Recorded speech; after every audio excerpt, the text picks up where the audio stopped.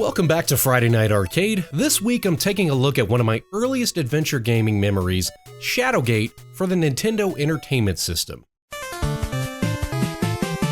In the late 80s, ICOM Simulations developed a series of Macintosh adventure games commonly referred to as the Macventure Series. They featured a simple menu-based point-and-click interface and placed the player in a series of adventures with puzzles to solve and enemies to defeat along the way. The original computer series consisted of Deja Vu, The Uninvited, Shadowgate, and Deja Vu 2, Lost in Las Vegas, each released about a year apart from 1985 to 1988. With the exception of the Deja Vu sequel, each of these games were ported to the Nintendo Entertainment System. However, they were released out of order. Shadowgate was released first in 1989, followed by Deja Vu, and then Uninvited in 1991. I remember seeing this game on the shelves and being excited about the adventure game aspects with the point-and-click interface. We couldn't afford a computer that played graphic-intensive games in our home, as they were usually the price of an automobile back then, so getting something similar to a computer gaming experience on the Nintendo was fascinating to me,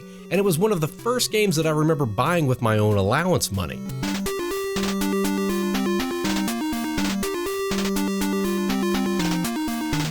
Shadowgate has a pretty straightforward story. You're the last in the line of kings, and only you can stop an evil warlock from raising a giant behemoth which will destroy the world. To stop him, you'll have to venture into Castle Shadowgate and, solve puzzles and stuff. Shadowgate opens with an ominous warning and drops you off right in front of the castle. And here it is, this is Shadowgate. The screen is divided into three basic main parts. The upper left corner is the first-person perspective of what your character is seeing in-game. The upper right is your inventory as well as your learned spells. You can cycle through this using the commands located on the bottom, and your regular commands are going to be down there as well. You move the arrow around and you can point and click.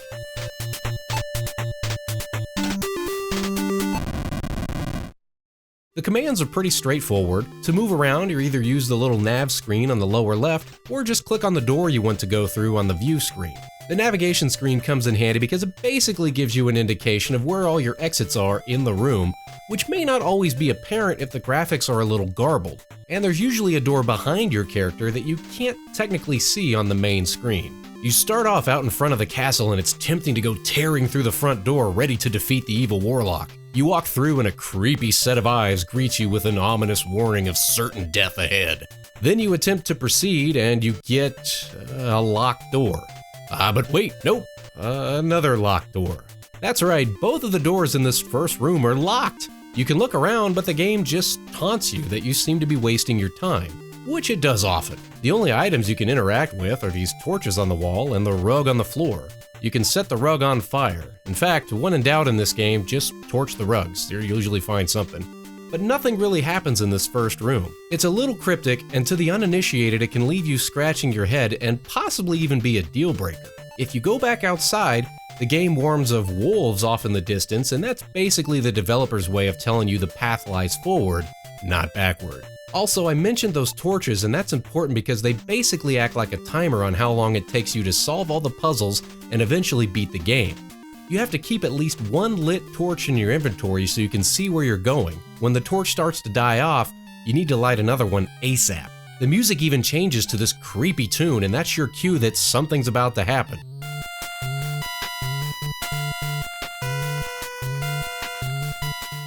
Run out of torches, and you're dead. You find more along the way as you explore the castle, and there are plenty to beat the game, but it's something to keep in mind. Anyway, getting back to this first part, here's the thing. If you push the start or select button, sometimes the game will give you a little hint to help you out. If you go back out to the front of the castle and push select, the game reads, "The secret thoughts of the skull can be yours." I wonder what that could mean. Should we punch it?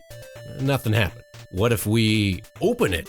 Viola! It's a key that you can use to open up one of the doors and proceed with your quest. Now we can move into the first room and use the key to open the door and proceed with our quest. So let's check out this second room. This looks interesting.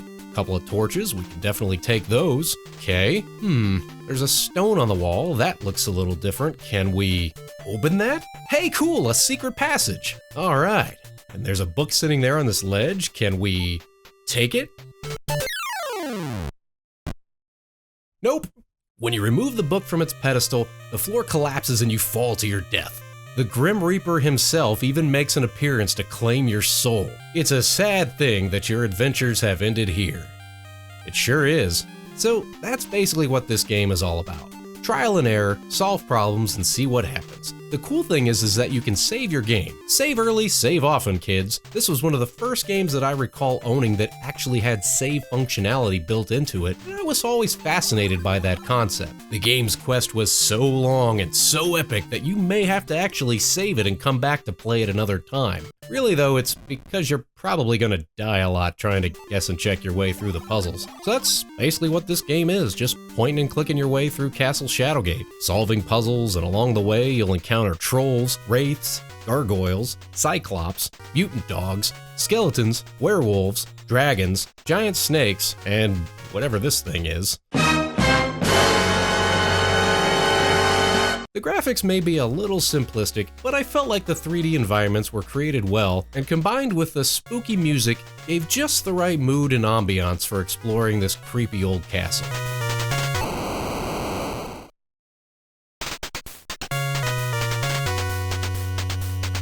I also loved the written descriptions, and this reminded me of old text adventures on the computer, games like Moon Mist. But looking back now, some of these were pretty intense for a game that little kids are probably going to be playing. You drive the sword deep into the Cyclops, blood pours out of the wound and onto the grass. As you consume the liquid in the vial, your body convulses and death spasms quickly follow. You enter a cold room, the stench of flesh and decay pervades the small chamber. You try to pass the slime, but it engulfs your body, dissolving it in seconds. You die instantly. The Grim Reaper stands below, waiting to catch you. Holy crap! Really, this game has a lot of adult themes to it, and it's crazy to think I was probably 9 or 10 when I first played it. Check out the blood when you kill this werewolf.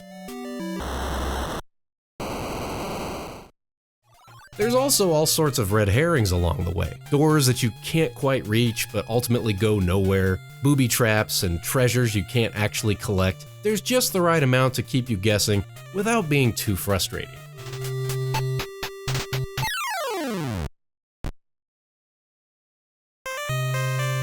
So as much as I enjoy this game, I have a rather embarrassing story to tell. Now you have to keep in mind, I was a kid when I got this, but here goes. I could not for the life of me figure out how to find the key to get past that first area. I just kept going back and forth between the outside and the inside, and eventually I ran out of torches and died in the darkness. Then the game got put up on the shelf for like 6 weeks. I eventually loaned it to a friend. Well, my friend came back a day later and told me about the key hidden in the skull out front. Yep, I'm an idiot. However, I feel as though little quirks like that are what spurred the way I play games now, where I'm constantly looking in every nook and cranny, trying to find out what the programmers may have hid in there. I've mentioned before on this channel about my experiences of gaming with OCD, and I feel like little teaching moments such as this were all a part of what shaped my mentality about solving problems in games and in real life today. And that's really the thing, video games and life in general, it's probably just 90% solving a problem of some sort, learning to think outside the box, and learning to try new things.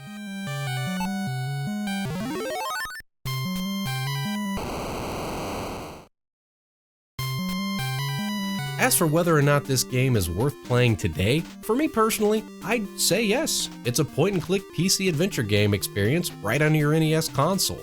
I can understand though if this game isn't for everybody, and the point-and-click interface, especially with the slow cursor speed, could be a turnoff for some folks. It could just be an acquired taste. Either you'll love replaying all of the Macventure Series games, or none. This is particularly cheap though in the resellers market and usually goes for under $10. The other entries in the NES iteration of the Macventure series are a little more expensive. Shadowgate also spawned a couple of direct sequels and even a modernized remake. Someday I'll go back and look at the rest of the Macventure series, but for now, I just want to celebrate my personal experiences playing Shadowgate on the NES. Overall, this is one of my favorite gaming memories, and I'll always appreciate the experience of playing Shadowgate through the first time. Thanks for watching, and we'll see you next time on Friday Night Arcade.